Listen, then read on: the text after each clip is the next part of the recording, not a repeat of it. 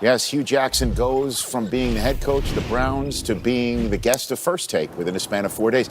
Quite an interesting week as well, with Greg Williams saying that he could have any head coaching job pretty much under the sun without even, I'm exaggerating. But, it's that type of week, Ian Rappaport. What about moving forward? Who could be the next HC of the Cleveland Browns?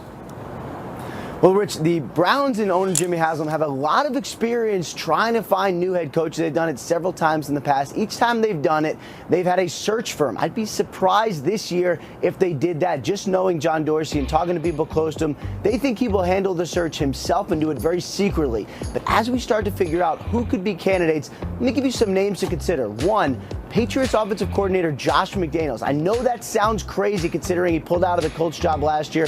I'm told he is open to potential head coaching opportunities. What about John DeFilippo, the Vikings OC, former Browns staffer, and someone who's highly thought of in the NFL? That's a potential candidate.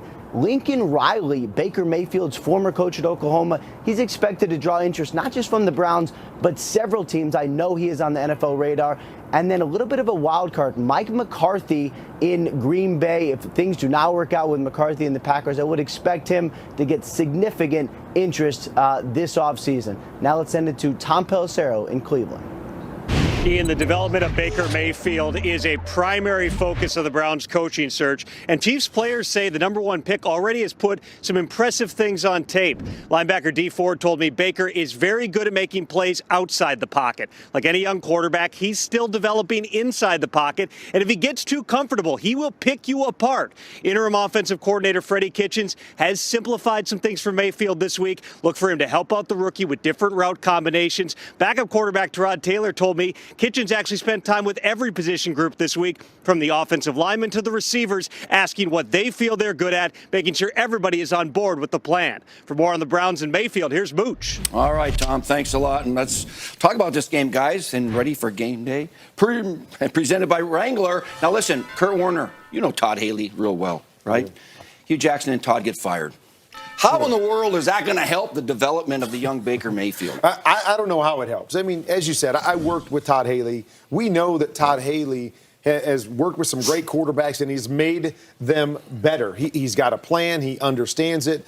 He's been a guy that's called plays. I mean, that's the first part is Freddie Kitchens. I know Freddie. He was in Arizona with us, but he's never been in a position to call plays before. So how does that help the development of Baker as a quarterback? But then I think there's another side of this, Michael, is that, and you know, Todd, is that fiery demeanor where he demands perfection from the guys around Baker. That it's not just how do I help the quarterback get better, but I help the quarterback by making sure everybody else is on the same page, is doing what they're supposed to do, is where they're supposed to be, when they're supposed to be there, because nothing makes it easier on a quarterback than everybody else being in the right spot. Yeah, and when we hear people say, well, they're doing this for the quarterback. Let me tell you something now. There's no way you make him better by doing this.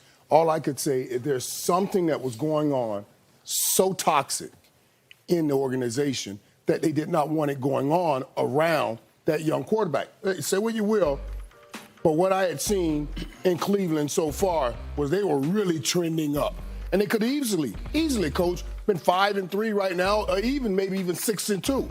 I mean, easily. It's a play here and a play there. And you go and take all of that and rip it away and say, this is going to help them get better. Maybe down the road, but I don't see it right now. Well, and the ironic thing is I talked to Todd, and, everybody's throwing around this internal discord that was going on in Cleveland, and he was like, I don't know what people are talking about. There was no issues. Of course, there were times where they disagreed or they had to meet with the head coach and go, okay, I want to do it this way. I think this is the best way moving forward. That happens in every organization, but one thing I feel is that Todd's reputation sometimes precedes him. And we know he was a fiery coach and had some interactions earlier in his career. But now I feel like in Pittsburgh last year and in Cleveland, they're throwing this out there like, oh, we can defend a firing or getting rid of Todd Haley because of those issues. Yeah. And Todd was telling me that stuff is not going on. It's not the reason why the firing took place. So I think this is a disappointment for where the organization is going, Coach. I buy that.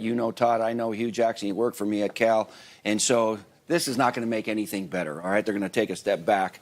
And this young Baker Mayfield, I feel a little bit bad for him because you're right. He's making some progress. He's getting more than his feet wet. The team's better. We saw it in Hard Knocks and we saw it on the field, but it's not going to happen. 4 overtime games. Geez, they're getting close. All right, somebody's going to inherit a nice team. And we're talking about Baker Mayfield and his development. I wonder what's going through his head. He's going to have somebody new in his ear calling the plays today. I tell you, if Greg wins today, though, they'll make him head coach. Coming up.